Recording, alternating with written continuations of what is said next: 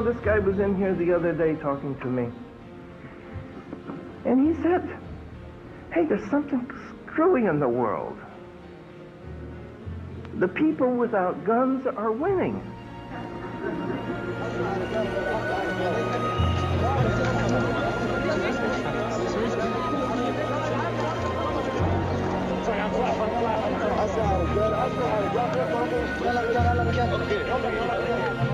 I'm so sorry.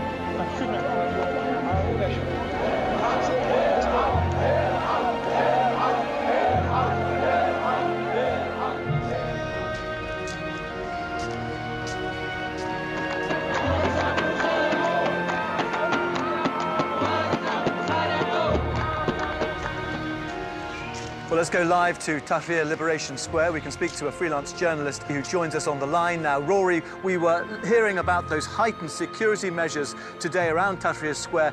Is there a different atmosphere here compared with, say, yesterday and the day before?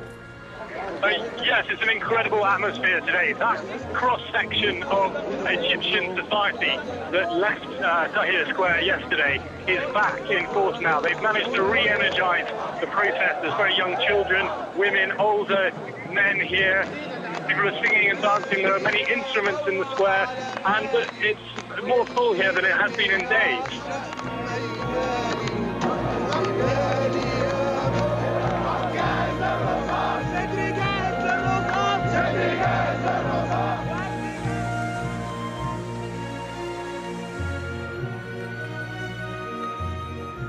Anything I mess up, you fix, right? Absolutely.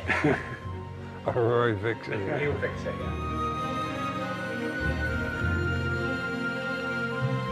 My name is Gene Sharp, and this is the work I do.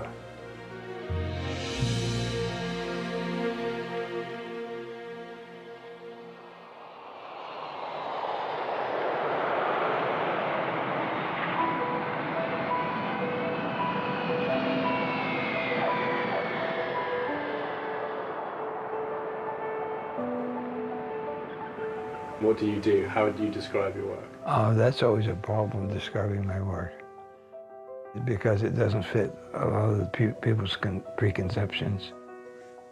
Primarily, I try to understand the nature and potential of nonviolent forms of struggle to undermine dictatorships.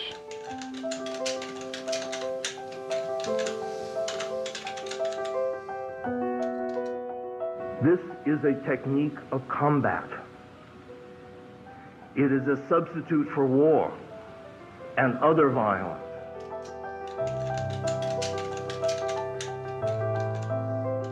We don't know quite how it spread, but it certainly did into 30-some languages in different parts of the world, on all continents except Antarctica.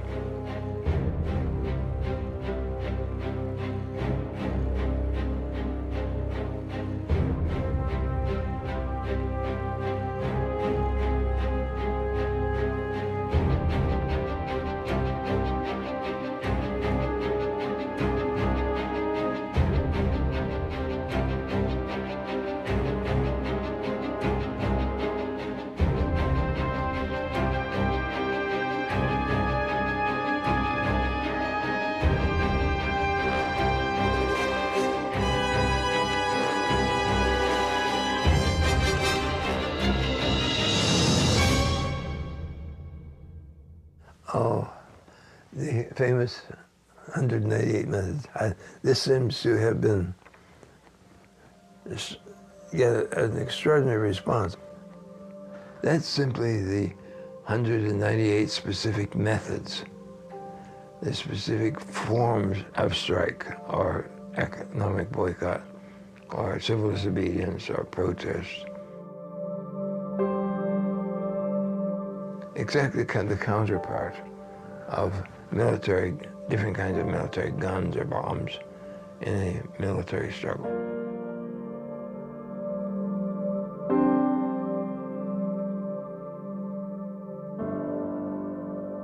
Unless they have something instead of violence and war, they will go back for violence and war every time.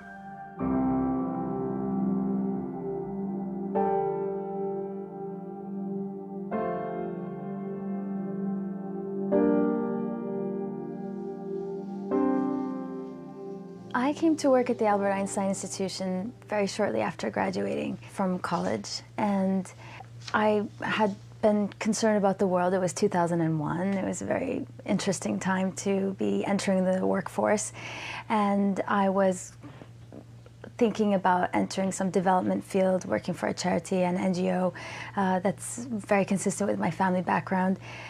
I had ideas about the world, about violence, about conflict, coming from Afghanistan that's seen a great deal of conflict, and sort of growing up with that history as a backdrop to my childhood, really. And having been a refugee at a very young age, I had ideas about how conflict should be waged and the need for conflict, really.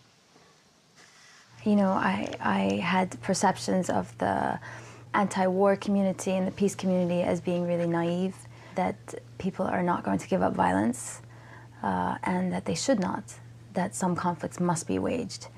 But at the time I did not know there were very powerful alternatives to violence. So I began learning about the work at a very basic level. I did most of my reading and learning as soon as I started working at the institution, and I was hooked.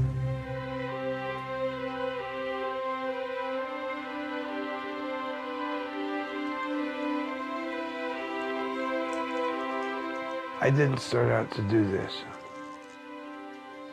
I had a religious background that led me to want to leave the world in a bit of a better place and better condition than when I came here. And how to do that was always a problem.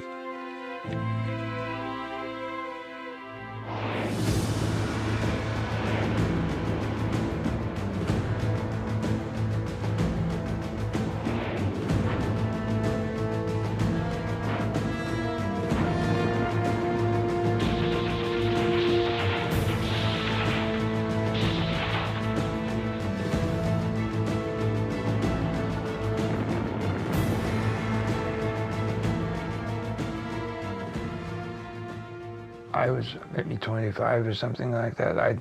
I took a civil disobedience position against military conscriptions. And so I went to prison. I had a 2-year sentence. I did 9 months and 10 days. In those days, you counted the days as well as more. But I don't think that my action there did any good whatsoever. But it was just to keep my sense of my own integrity, so I would carry on in work that I thought was really important. I never met Einstein, but I wrote to him. I don't know how I got his address. I said, well, I'm about to do such and such and go to prison. But by the way, I've written this book on Gandhi. There's 3 cases of Gandhi, 3 quite different cases from each other, of Gandhi's using nonviolent struggle for a greater freedom through not just nonviolent means. And he wrote back that he was very much hoped that he couldn't know, but he hoped he would have made the same decision I did, and he would be willing to look at the manuscript, which I had sent to him, and he did so and wrote a very kind introduction to the book.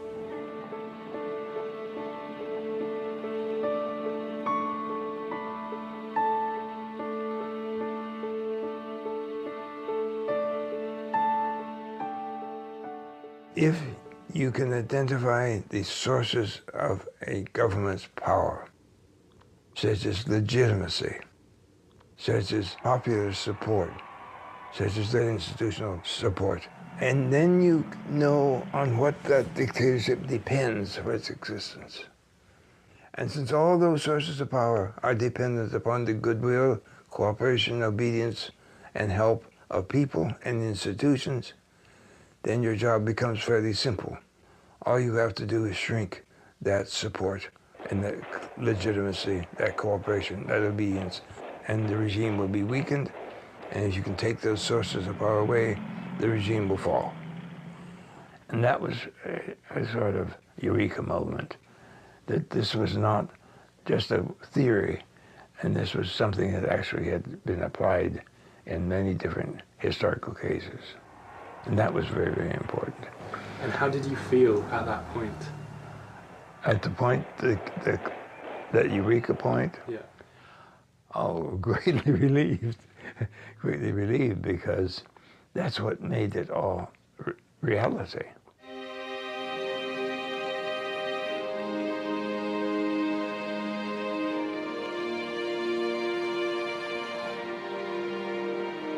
The U.S. Department of Defense and other countries sometimes sent special people to Harvard University for a year of doing something different.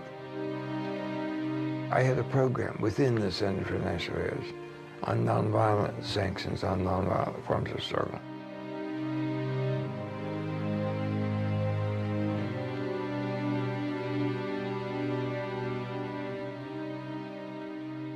I first met Gene Sharp at Harvard University. I was an Army senior fellow up there for a year.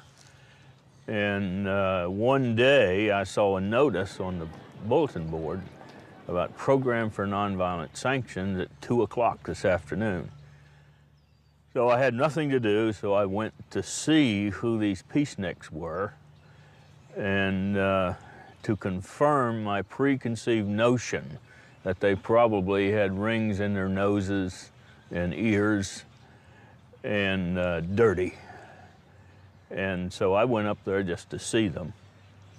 And surprisingly, they weren't there.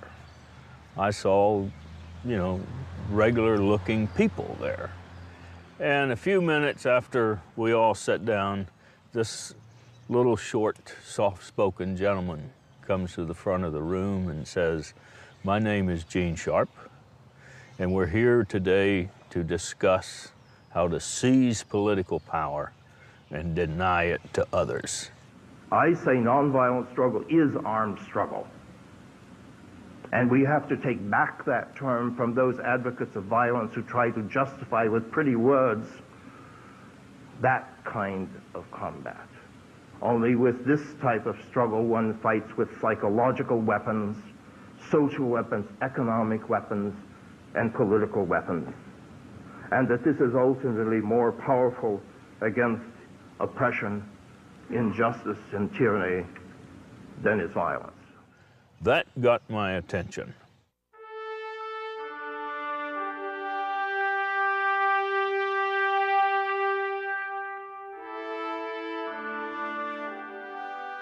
This is the flag of the 5th Battalion, 7th United States Cavalry. The 7th Cav, as you know, was the regiment of General Armstrong Custer, who fought and died at the Battle of the Little Bighorn. That's me in my younger days. Full head of hair. This is the award for the Distinguished Service Cross that I got in Vietnam.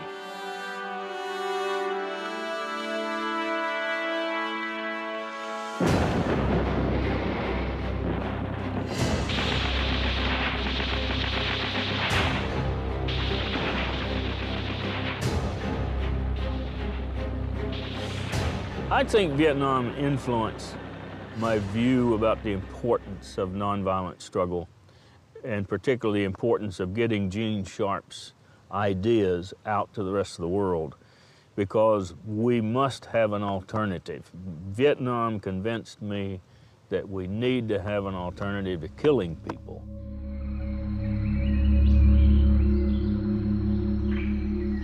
For more than 15 years, Manipur has been the headquarters of the Karen National Liberation Army. The opposition National Coalition government of the Union of Burma is based here. They moved to Manipur after the military regime refused to recognize the victory of Nobel Peace Prize winner Aung San Suu Kyi and her pro-democracy party in the 1990 elections. I had retired from the Army and was doing some consultation work with the Karen National Union. And we conducted a series of courses for the leadership of the Democratic opposition, which resided in the Karen state. And so I asked him to come over to conduct an evaluation of the training, since it was his material, his ideas that we were presenting. So Gene came over, and I had someone meet him in Bangkok. And they came to Mesot, and then from Mesot they took a truck north and then went to a site at the Moy River, put him in a boat in the Moy River and took him on to Manipulaw. No, it was an illegal entry into Burma. And what they do, or what they did at that point, was there was a Burma Army outpost up on the mountain looking at the site where the boats would come in and out. So you would have to wait until somebody gave you a signal that there was nobody watching, and that's when you went down to the boat carrying an umbrella so they couldn't see who was under the umbrella. Well, shortly after they got started, we got a message on the radio that the boat was coming, and there was a white man with a big suitcase coming up river. And of course, there was no place to go but Manipulaw, so he was coming to Manipulaw. And when the boat pulled over to the beach, I went down to the riverbank to meet him, and Jean was climbing out of the boat, and I said, "Dr. Sharp, I presume." And he got a kick out of that. The whole objective of adopting this strategic nonviolent conflict on the part of the democratic opposition was to remove the military dictatorship. I was talking to one of the Karen commandos, and he had come by the classroom, and he was looking in the window, and he stayed there for over an hour and a half. And then that evening he came over to where I was staying, and he says, "Where in the hell has this information been? We've been fighting and killing people for 20 years. How come we didn't know this?" Some of the Burmese came up to him and asked if he would write something for the Burmese on how to move from a dictatorship to a democracy. That's the origin of why the book was written, the Burmese.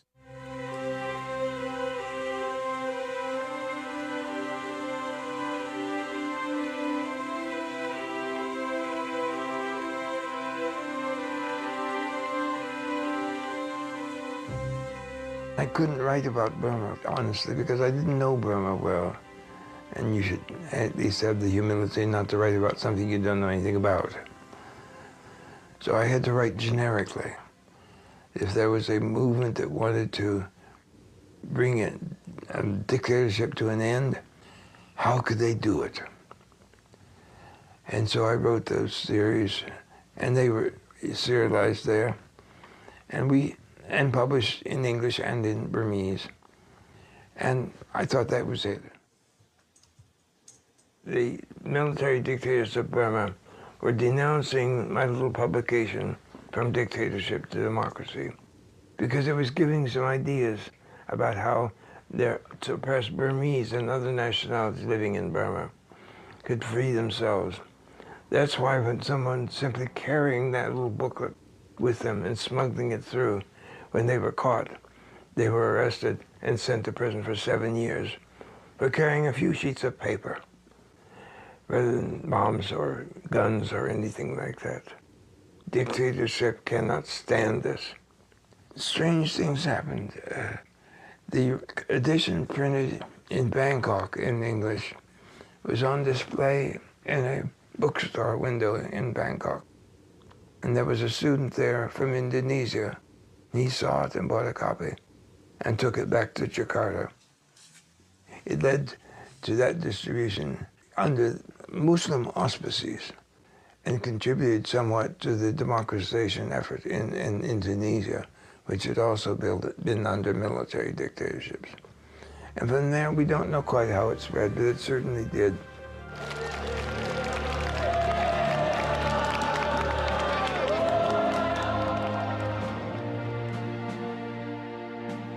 I had gone to Beijing after the Tiananmen Square protests were well underway. That whole event, which it should be remembered, was not just in Beijing, but reportedly in 350 other cities of China. Similar protests were going on, but they were not planned. They were not prepared. There was no strategic decision. There was no advanced decision how long you stay in the square and when you leave. What became very clear to me in retrospect was that the students in the square were operating with great commitment and bravery, but they really didn't know what the hell they were doing. The students had no plan. They were improvising all the way through. And later on we know that many of those Chinese people who were out in the streets to block there in another day were shot and killed. The attitude that you simply improvise and that the improvisation will bring you greater success is nonsense. It's actually the opposite. That if you don't know what you're doing, you're likely to get into big trouble.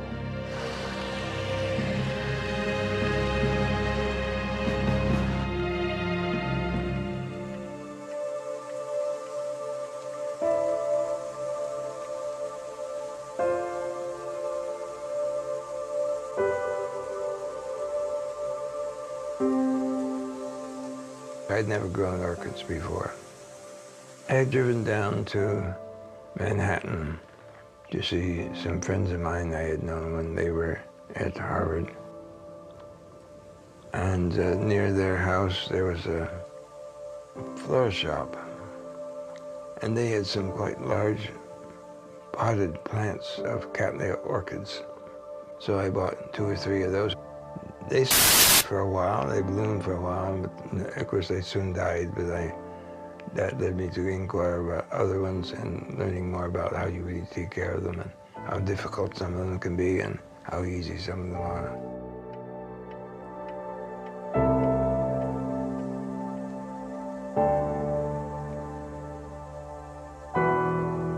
They take quite a bit of work. That became very important because it was something I could treat as they needed to be treated and not expecting miracles, but if you don't treat orchids right or anything else in life, then it's not going to thrive.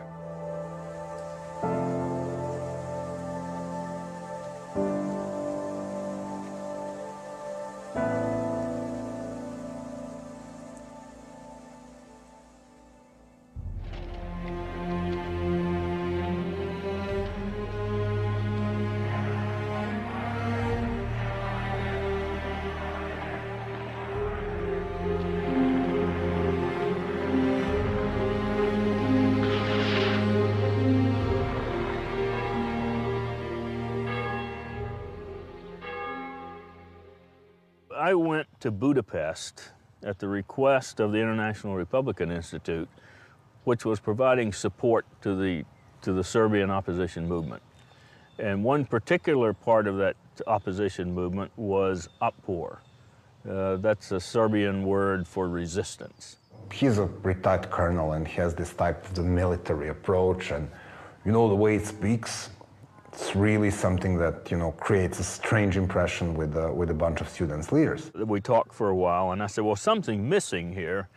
We haven't talked about who's the leader of this organization. Who is the leader? And then one guy says, we don't have a leader. And I said, well, wait a minute, guys. I did not fall off the turnip truck coming over here. Somebody has to lead an organization that has mobilized the entire Serbian society. There has to be a leader to that organization. There has to be a leader who's coordinating all these demonstrations. There has to be a leadership that's getting millions of dollars in funding. And they started sort of laughing. So we spent probably 1 hour fooling him about some stuff. And the reason for this was that we were not very comfortable about giving the details about the organization to the foreigner. And then they explained to me, you know, why there's no, quote, leader. It's because to keep it away from the government. The government doesn't know who's in charge. And I later found out I was talking to the leader, Sergei Popovich.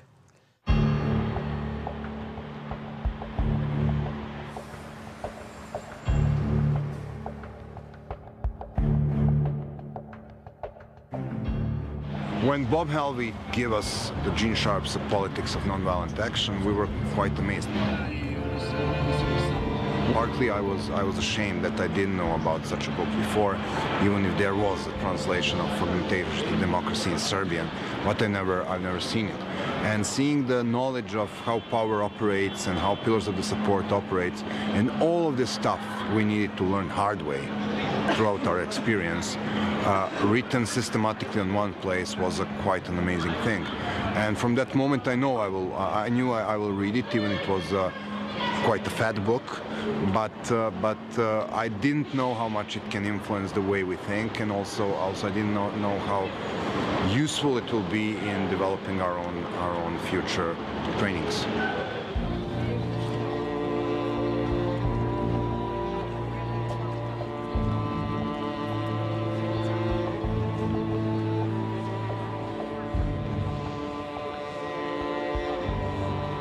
It's obvious that we are the majority. If we can just recognize all of those who are against Milosevic by, saluting each other with a fist, he would probably be over within a few years. Već 10 godina pokušavam da skinem ovu fleku.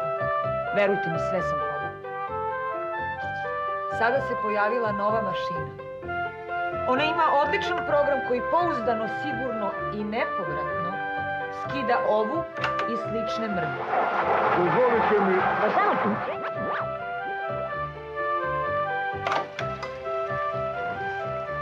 Vidite, deluje. Konačno, gotov je.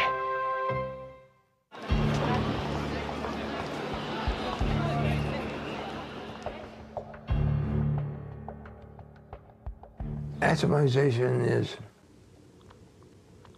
when the regime attempts to make every individual in the society an isolated unit. It's one of the main ways that totalitarian systems seek to control their populations, make them all fear of each other, fearing to speak out and to act together, never telling a neighbor or even sometimes a family member what you really think.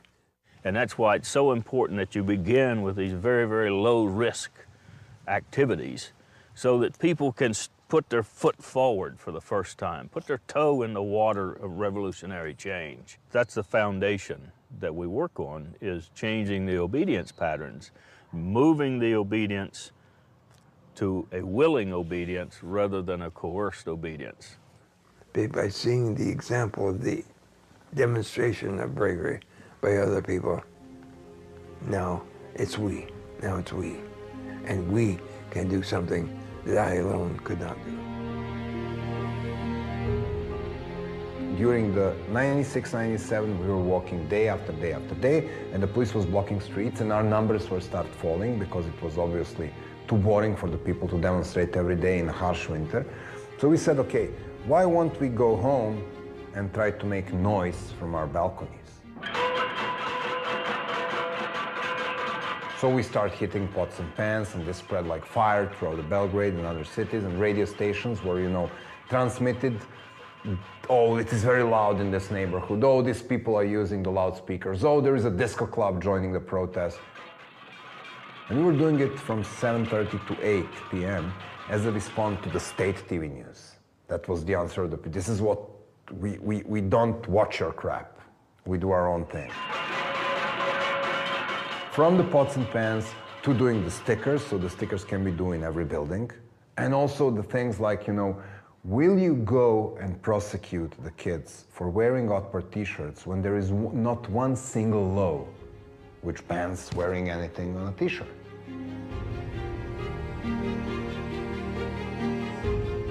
So, for the policemen getting inside the high schools and arresting high school kids only because they were wearing the t-shirt, and then going home and talking to their wife, whose friend was complaining because her son was arrested, having a dialogue with your kid, who is coming now from his school where nobody wants to spend time with him or her because their father is, beating kids from my neighborhood. And now, this systemic oppression doesn't work. These pillars are holding up the government, like my fingers are holding up this book. And I develop a strategy to undermine each of those pillars, the police, the Sangha, or the religious institutions, the workers, whatever. Every organization. And as they weaken and start to collapse, the government will collapse when those pillars are broken.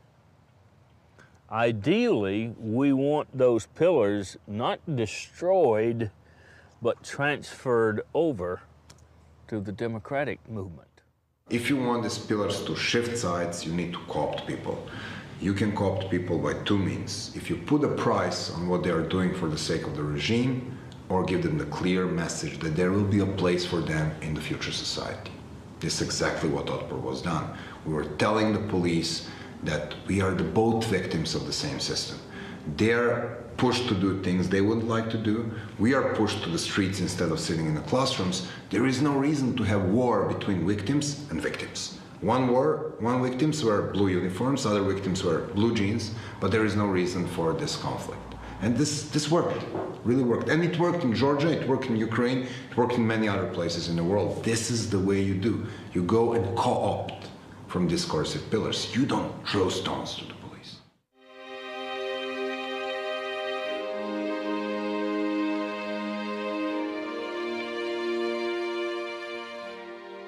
There's many people in conflict situations that really would like to use violence, but their opponents really have more military weapons and weapons of violence, which are usually physical weapons, than the potential resistors have.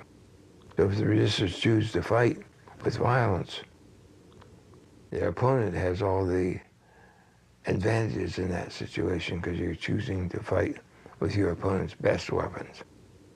But you can choose to fight with a totally different kind of weapon than these nonviolent forms, which are much more difficult for the opponent to counteract.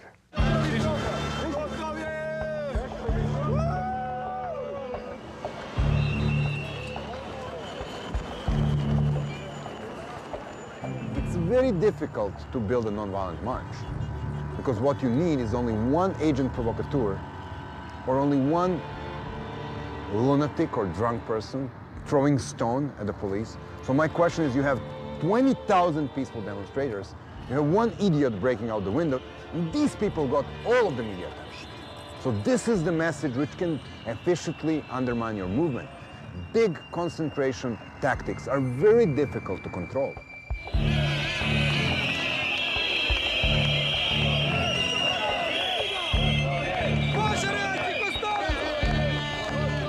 So what we were dealing with is like you go on the march and there is a risk of the people getting arrested. So what would you normally do? Instead of putting the big guys in front, you will put the girls in front. You will put the grandmas in front. You will put the military veterans in front. So the police is now faced with the friendly faces. And these people are actually carrying the flowers and the banners and smiling. So you make the situation less threatening, so you make the possibility of violent outcome really smaller.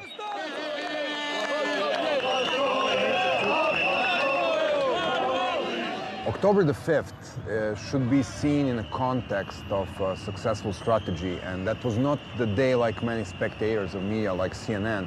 They just see this big bunch of people, revolution, boom, and it's over. It was first of all 10 years of attempts and failures, and 2 years of existence of Otpor, 5 different campaigns, and we were setting the victory on the elections. We knew that Milosevic will lose, and we knew that he will not accept the fact that he has lost.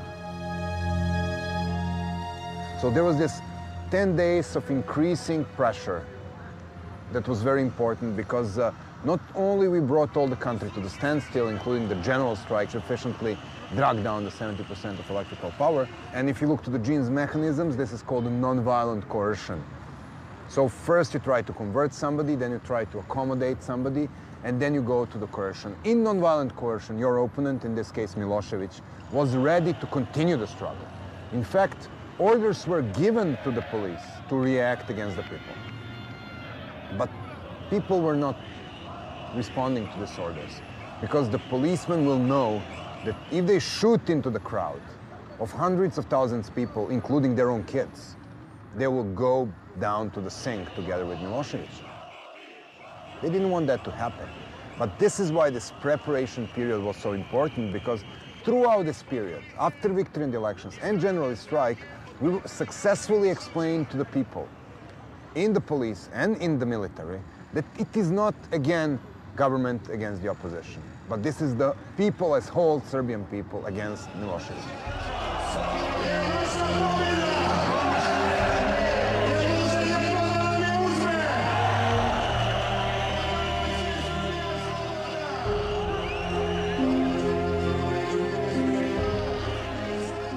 So around 3 p.m. you had like 200,000 to 300,000 people on this square, and there was a non-violent takeover of the physically of this building.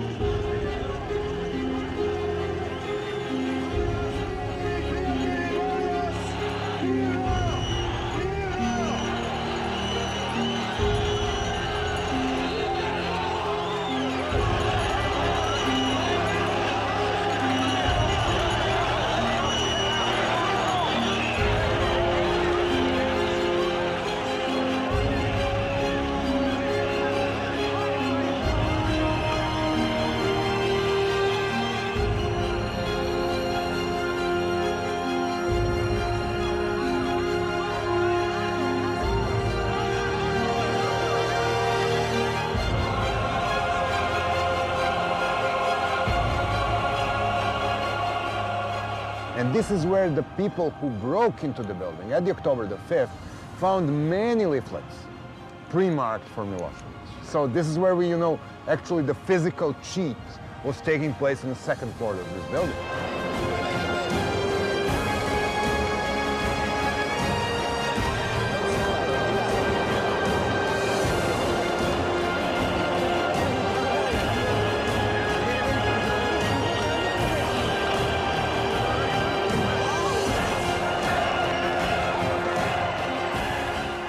It was more like symbolic takeover, because what was the real takeover was that Milosevic lost power that day, because police disobeyed, because he ordered the military to get from the barracks after 3 p.m. and they disobeyed. This is where he lost the power. What you were looking on the TV and physical overtaking of the building was just the symbol of him losing authority that day.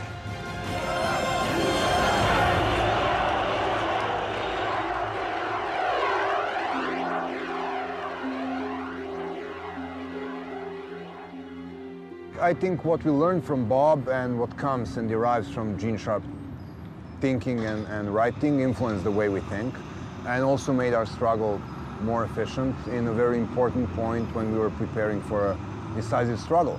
And yes, I think what Bob and Gene are doing is precious around the world, and we strongly believe that the nonviolent revolutions cannot be exported or imported, but the knowledge on how to successfully implement nonviolent struggle can and is transferred from one group to another as we speak.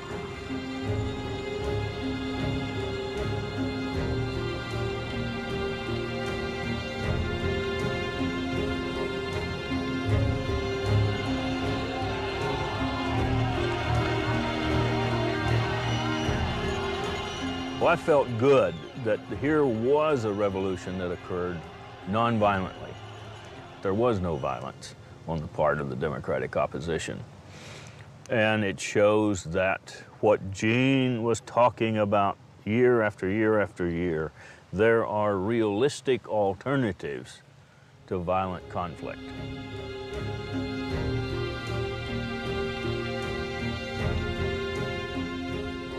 Well, I mean, after Serbia, we were working with Georgians and Ukrainians and Lebanese and Maldivians and Iranians and Zimbabweans and Colombians and Guatemalans and West Papuans and the groups from places on the world I couldn't literally find on the map.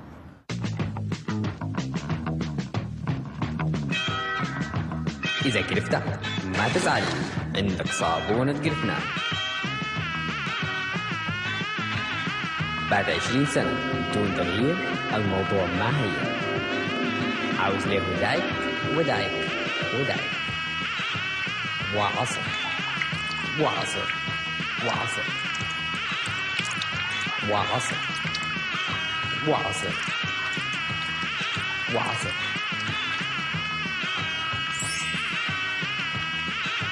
لكن النتيجة تعجبك. صابونة جفنة إنتاج محلي من أجل مستقبل السودان. Then from Serbia, the news spread to Georgia, which was under a very repressive regime, and then to Ukraine, which again had problems, and it spread there, and then to a series of other countries in the stands of the southern tier of the former Soviet Union.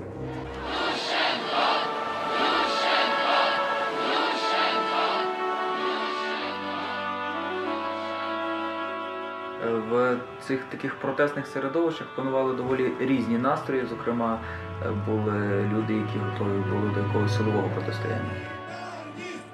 Книжка, про яку йдеться, це книжка Джина Шарпа «Від диктатури до демократії», і головна думка цієї книжки про те, що з диктатурою слід боротися ненасильницькими засобами, була дуже близькою нам, і це, власне, головна думка, яка сформувала десь протести, які вилилися в 2004 році в помаранчеву революцію.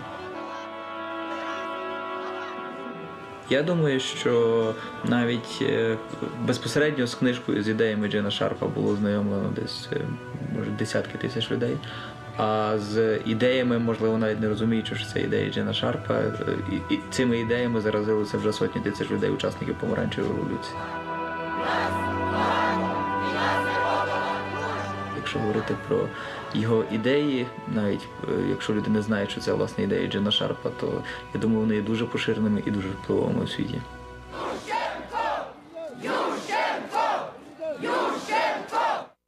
They've been waiting for this. They've been waiting for this knowledge. And Gene provided it.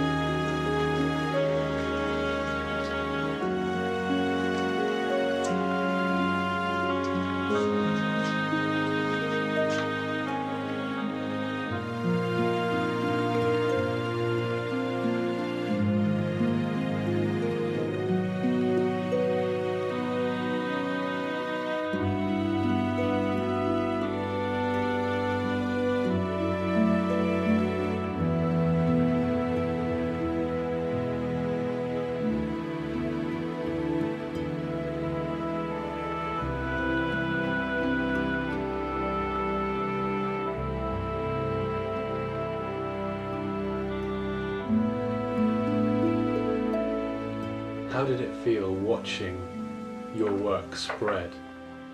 Oh, that spread was really quite remarkable. I was thinking, I'm still amazed. I'm still amazed.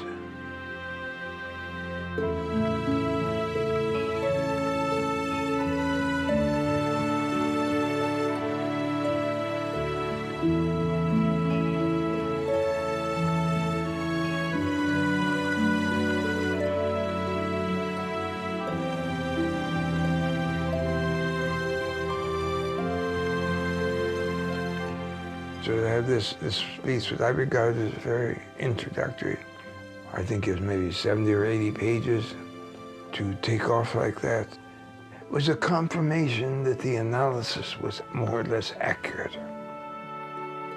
It didn't spread because of good propaganda or some sales pitch. It spread because people found it usable. They found it important.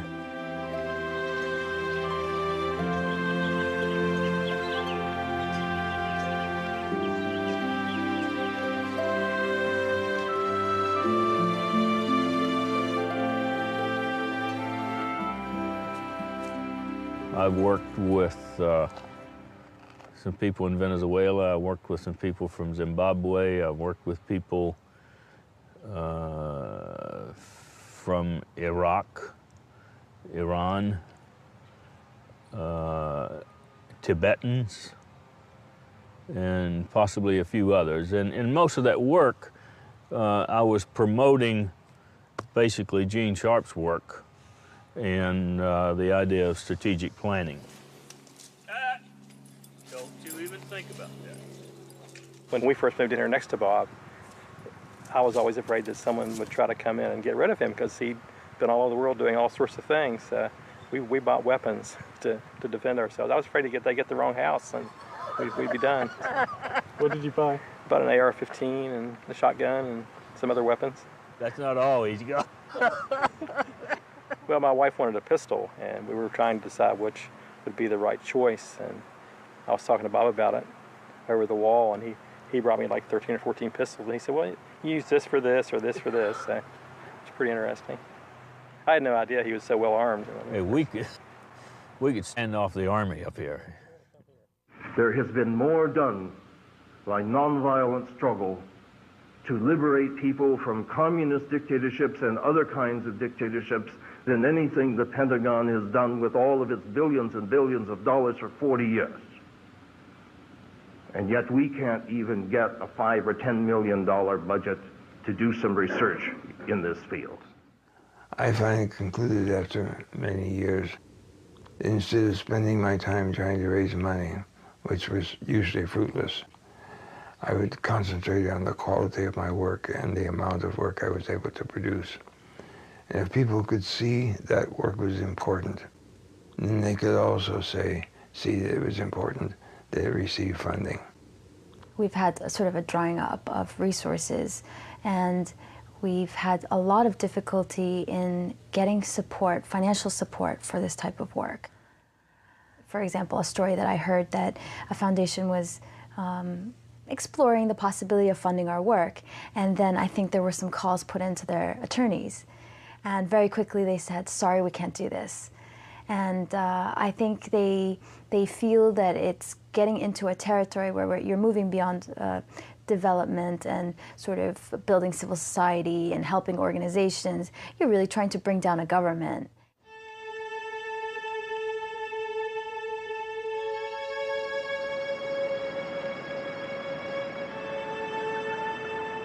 We had no contacts in Russia. Somehow or other, from dictatorship to democracy, got into Russia.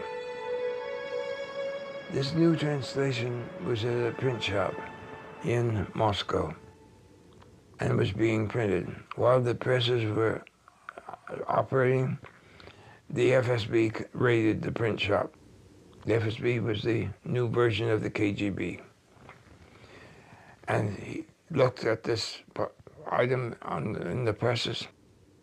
He ordered the presses to stop and denounced the publication. He says that book is a bomb.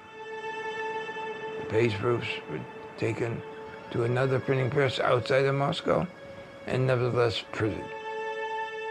And they were on sale in Moscow in 2 independent bookstores that tended to publish dissident literature when they could. Quite remarkably, both of those print shops caught fire very quickly. And that was the fate of the free press in Russia, publishing from dictatorship to democracy. One thing that makes me very comfortable is that the books are there, the literature is there, it's online, it's in people's homes and people's hard drives, and it's being disseminated at a level where that cannot stop, and it cannot be stopped. People go to great lengths to discredit this work, and there was one case where President Chavez had referred to our staff as the bunch of gringos at the Albert Einstein Institution don't understand Venezuela. And I thought, well, it's true that we may not fully understand the situation in Venezuela. It's probably quite complex, but I'm not a gringo. And we also were accused in a book for having trained paramilitaries that were being sent to assassinate President Chavez, and that training happened on a farm in Colombia, a country I've never been to, and I've never even held a gun, and you know, it's all very strange. Gene Sharp, George Bush y sus ideólogos de este golpe suave mecha lenta, señores, este plan de ustedes aquí en Venezuela, olvídense. En último caso, lo que pudiera ocurrir es una explosión revolucionaria jacobina. I have not trained paramilitaries, no.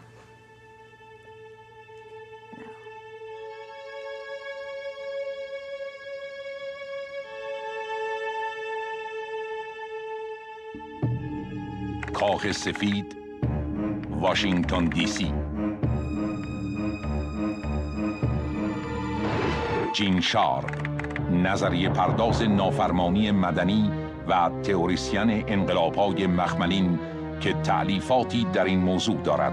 وی از اوامر CIA جهت نفوذ در کشورهای مورد نظر می باشد. Well, you've seen our office. You can see how well funded we are. No, I was very delicately offered funds from the CIA at one point. But I said no, and we have never had any funding or support from the CIA. It just hasn't happened. We don't do that. The video that appeared on the Iranian state-owned television alleging that Gene Sharp was involved with plans to bring down the Iranian regime. When I first saw it, of course, in a way I was impressed that we were on the radar, that they had Gene Sharp sitting at the White House, and in a way I thought, I wish those in the White House would listen to us. I wish they would request a meeting with us, but they don't. We sit here, we operate out of our two-room office. We have no connection with the White House. I was not a member of the CIA, never have been, never will be. And if you don't believe me, go fuck yourself. We are absolutely not a CIA front organization. And it's really ironic because we see this charge in the press and among various groups quite often. And we always wonder, where is this coming from? Hey, you think I'm running, clandestine movements all over the world from here with my two dogs? I will admit that I've got two smart goddamn dogs. And I sit here on my fucking hillside and I don't bother anybody. But if somebody comes and say, we need your help, if I can help, I'll help. با NGO-های همسو همکاری نزدیک داشته باشیم.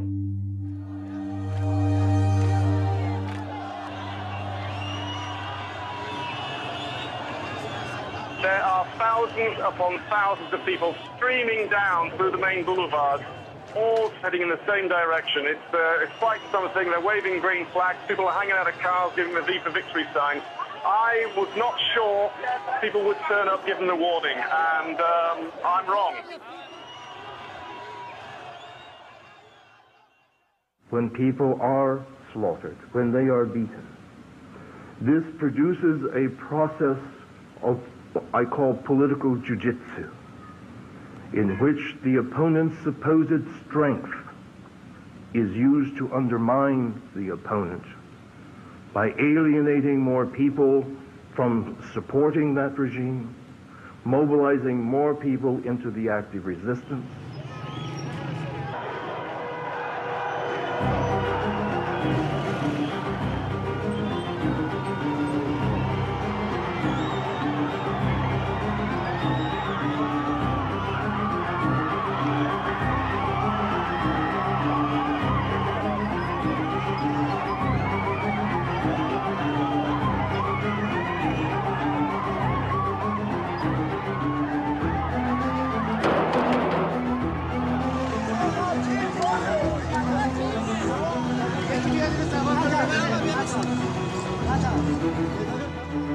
kind of backlash effect.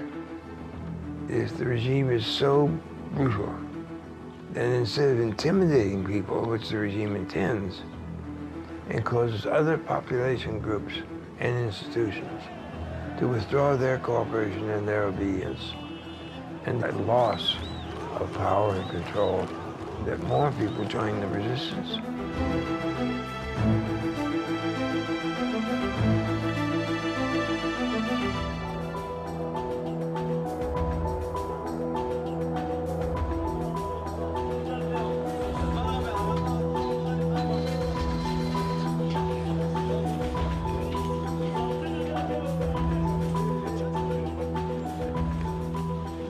When I went to see the chief prosecutor on the second day that I was in prison, he looked at me when I took off my blindfold, sitting in his office, and he said, "Do you know why you're here?" And I said, "No, I mean, I have no idea. I've just been arrested, 2 nights ago." And he said, "Well, there's a very serious accusation against you." I said, "What is that?" He's like, "Are you sure you don't know?" Espionage. The interrogator kind of patted his laptop and said, "This laptop contains a Persian language translation of Gene Sharp's From Dictatorship to Democracy, which is a handbook for insurrectionists. And it gives them several dozen easy ways by which, if they only follow these ways, they can overthrow a government, a legitimate government, any kind of government." I've read this book, and so have my colleagues.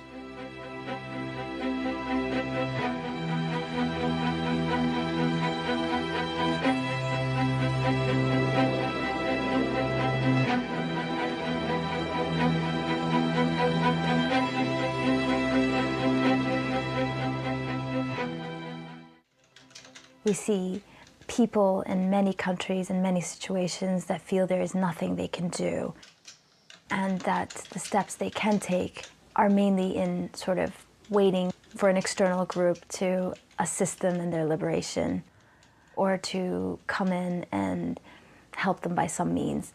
And what this work does is show people that they themselves can be responsible for their own future, for their own liberation. People are beginning to liberate themselves. They don't have to depend on an outside power. This is Sergei, my cat, named after Sergei Popovich. But they don't have to depend on an outside power. They can do it themselves. And can you imagine how good that makes a country feel? That we did it ourselves. And that's why it's so important that we transfer the skill and knowledge. There's no reason for the United States to be occupying anybody. We're not good at occupying anybody. Neither was the Soviet Union good at occupying people. Let the people alone. Give them the power to change their government if they want it changed. To be counted as a threat to a tyrant is a matter of pride, I would say. It means we're effective. It means we're relevant. It means out of this very small office, we produce work that threatens regimes. And I think that's pretty cool. Yeah. As my writings and research on this became more disseminated, we found people coming to us and asking us what to do. And people may be a little surprised. I don't tell them what to do. Because if I can tell you what to do and you do it, someone else can come next week and tell you the opposite and you do that instead. But you can learn.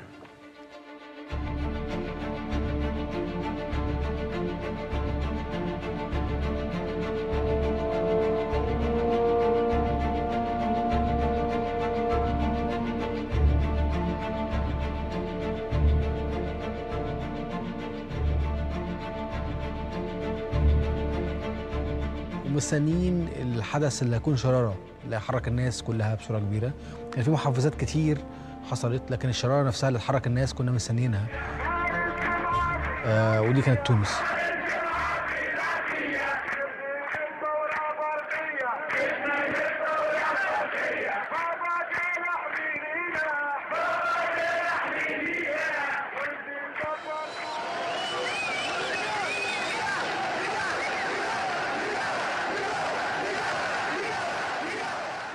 بالفعل كان في اصلا بين مصر وتونس منافسه في كره القدم باستمرار يعني. فقد يكون ده يعني ازاي احنا بادئين من قبل تونس ولقينا ان تونس سبقتنا وقامت بالثوره، فليه احنا مش كده؟ كان كل الناس كاتبين على الانترنت الاجابه تونس.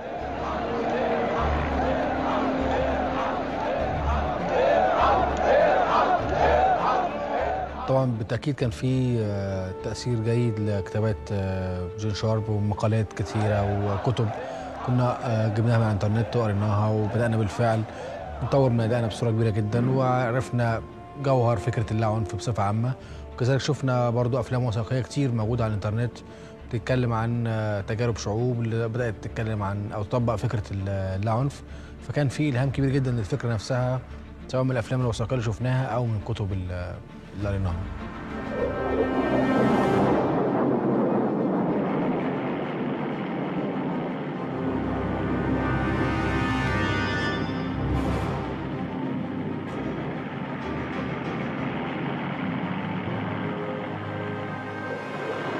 يمكن تجربتنا مختلفة عن تجربة أطبر شوية، لأن أطبر قدروا إنه قبل الثورة يكسبوا الجيش والشرطة معاهم.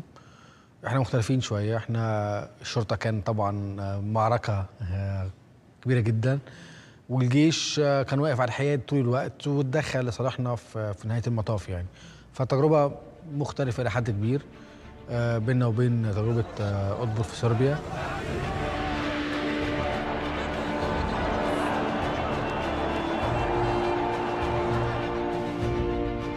When I saw the developments in Egypt, I was quite amazed because they seemed so determined. They were being nonviolent. They, time and time again, asserted, "I'm not afraid." And many people are saying, "I'm not afraid."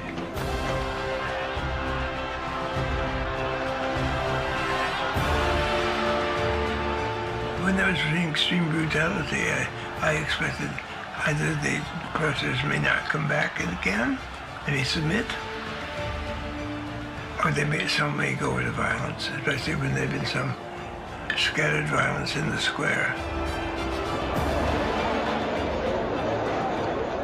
كان من اهم التكتيكات اللي استخدمناها اللي هو كسر حاجز الخوف عن طريق الممارسه، اللي هو ناس جديده بتنزل باستمرار معانا طول السنين اللي فاتت، فبينزلوا مظاهرات، بينزلوا فعاليات، بينزلوا انشطه في اكثر من مكان، بيتم اعتقالهم، بيخرجوا اقوى من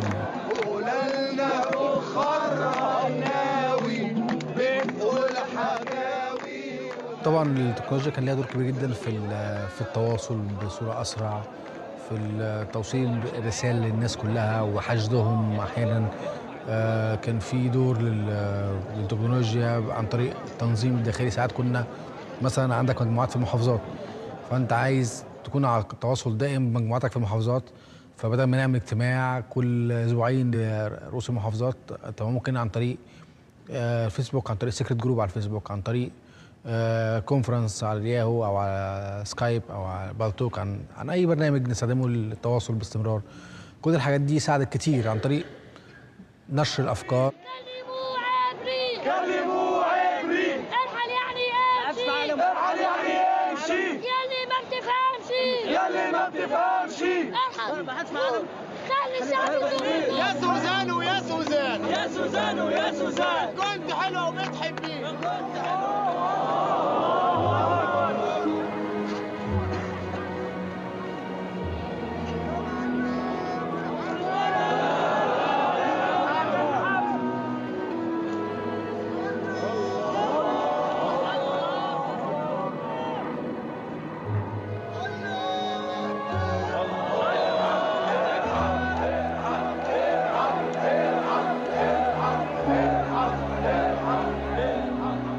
ولكن ايه اللي خلى الجيش يساندنا في الاخر؟ اعتقد ان الجيش اصلا من الناس، يعني مجندين الجيش جزء من الشعب، والجيش ليه دور وطني كبير جدا. الشرطه قد يكون لها دور في تزوير الانتخابات، في حمايه الفاسدين، فمتورطين من سنين طويله، وبالتالي يدافعوا عن مصالحهم وعن بقائهم.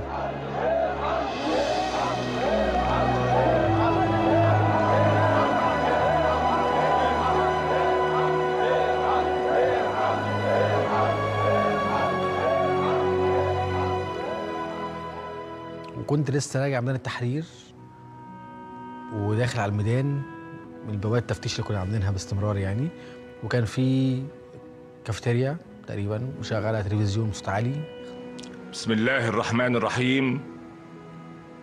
أيها المواطنون، في هذه الظروف العصيبة التي تمر بها البلاد، قرر الرئيس محمد حسني مبارك تخليه عن منصب رئيس الجمهورية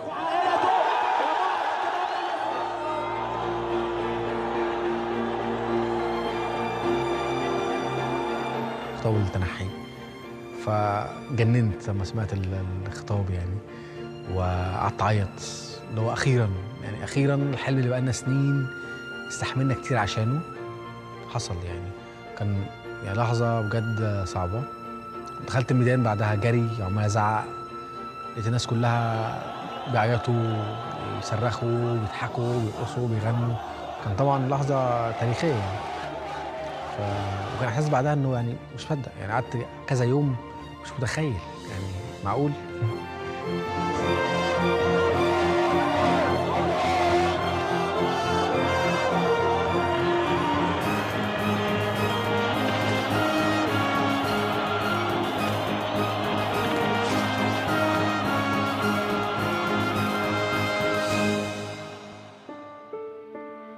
Somebody knew what they were doing, and we don't need anyone claiming credit for us or me or anyone if it's not deserved and if it's not documented.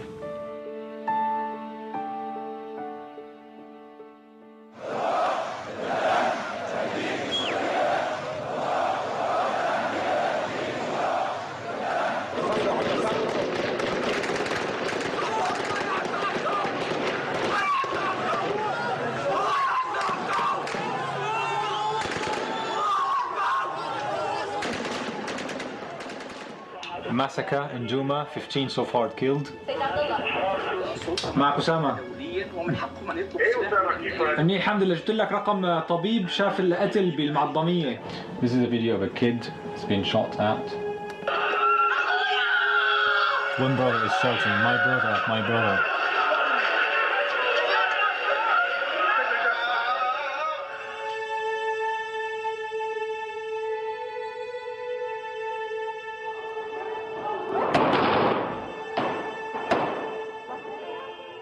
Just a basic HD camera linked to a satellite modem, and we upload it on a streaming website where we can get the live feed. And we managed to get this to Al Jazeera today. They've been broadcasting the live images we were able to provide them with, because they cannot send their journalists. No one can, not a news outlet, not a single media outlet can send anyone or get any permission to film or, be there to verify.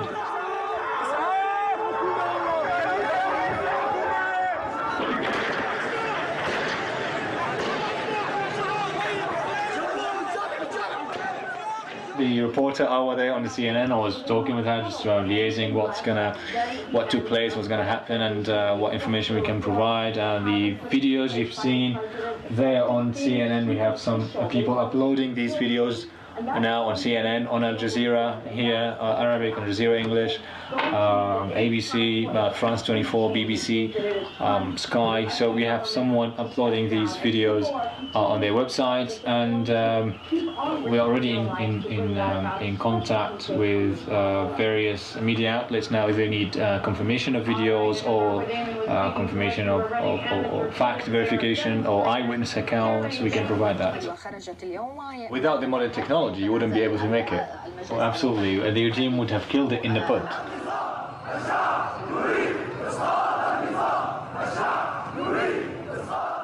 Gene Sharp's tactics and theories are being practiced on the streets of Syria as we speak now. The dynamics that the regime is facing in Syria is what Gene Sharp spoke about, and what we've seen in the early weeks, and that was what empowered people and made them believe more in non-violent struggle, that this is going to work, and it is working. what we did is promote these tactics and explain them to people through the Facebook pages that we have, and also the YouTube channels. This is how they're applied, from putting flowers on the spots where fallen heroes fell in the demonstrations, from graffiti campaign while you march, from cleaning streets and making it nicer and better, because we can do something even better than the regime can do in terms of services. So yeah, from dictatorship to democracy gives you the inspiration, the assurances that this could really be achieved and this can really happen.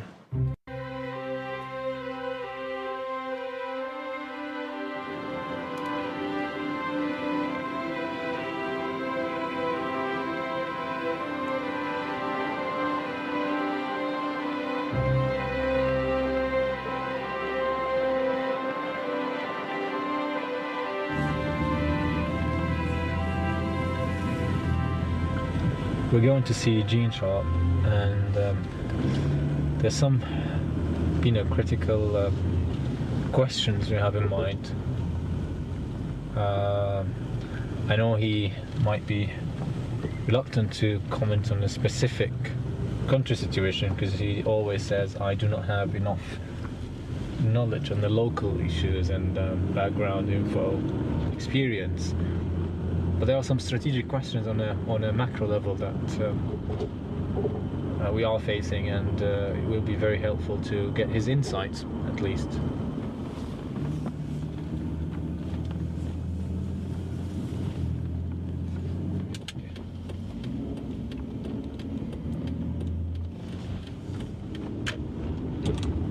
Well, here we are. Trying to find a place, and here's a parking place in here we can park. Perfect. When were you last here? I don't remember exactly, was it 2007 or 2006? Yeah, years ago. When it was only few people thinking about non-violence, resistance scenario in Syria. No, I mean only quite few believe this can really happen in a country like Syria. Okay. What's set?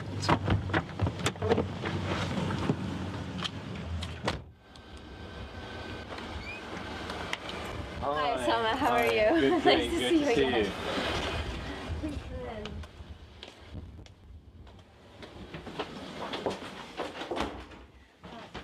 Gene! Hello! Hi! Hi, good to see you again. Good to see you. Good to see you. Good to see you. Good to see you too. How are you doing? Not too bad. Health-wise? I'm coping. Perfect? Good to see you. Alright, so we've got some work questions, advices, so let's get cracking. Advices. No advices? No advices. Alright. I'm happy to see you. I'm so good you have time in your schedule to come to say Well, hello. pleasure is mine. Was really delighted, and there's a lot to talk about. This is new territory for us. Yeah. Too. Yeah. You know, we've never been there personally. Yes. The cases we've studied don't exactly match. He's so humble and down to earth to a limit that you feel how amazing this is. Like all these great writings coming from a very tiny little office in old Boston. It's rather interesting. And by the way, there's one thing that's been learned in quotation marks, maybe from Tunisia and Egypt, which I think is a mistake, major mistake. Mm-hmm. And that is that the existing ruler has to resign. He doesn't have to resign. You take all the supports from out from under him, he falls. Well, no matter what he wants to do. This is the distinction in the analyses between nonviolent coercion, in which he has to resign because he's forced into it, and disintegration, when the regime simply falls apart. There's nobody left with enough power to resign. And if you're constantly waiting for a very stubborn so-and-so to resign, it may prolong the time he stays in some control. And even at the end, if he resigns under conditions, as he did in Egypt, that still gives him some control, even after he's physically gone from the palace. Because of what if Einstein was the genius in physics, so Gene Sharp is the genius in freedoms and how to achieve freedoms.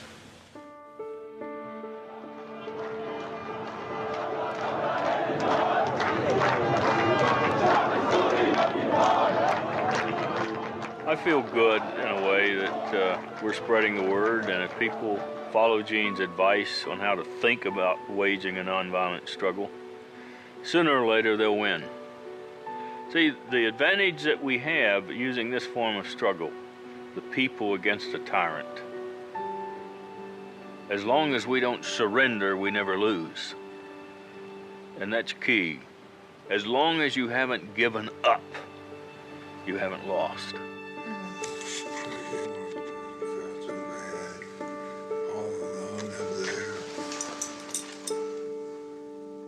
I think in the long term, Gene Sharp will be a household name. I think his books will be in every library in the world, and they will be translated into most languages. Can we survive until then? Can this institution survive until then? Well, we certainly hope so. Politically significant nonviolent action has occurred in at least the following countries: Guatemala, Australia, Thailand, Burma, China, Japan, Georgia, Iran, Kyrgyzstan, Russia, Serbia, Ukraine,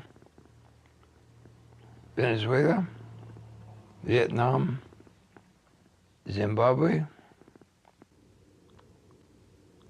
and there'll probably be a couple more.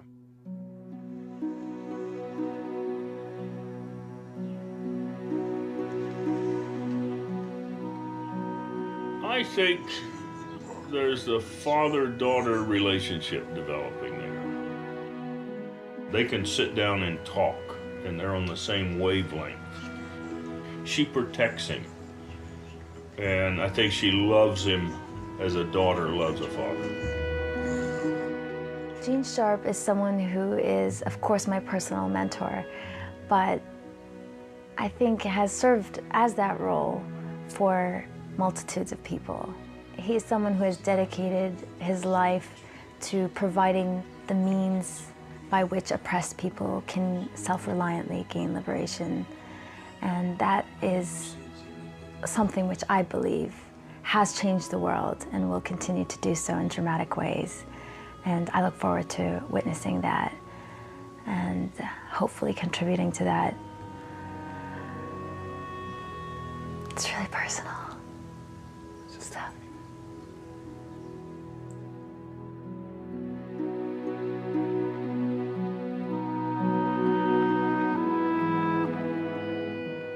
Sometimes people ask me what I really want. Do I have a dream? And I do. I dream that the oppressed people of the world will be able to learn from the available records and new experiences that this type of nonviolent struggle can be used to liberate all oppression and replace military and violent conflicts, so that you won't have to carry on struggles against terrorism anymore, because the people who might have become terrorists have instead chosen to use this kind of struggle to help out the oppressed people. This can change political systems throughout the world. My name is Gene Sharp, and that is my dream.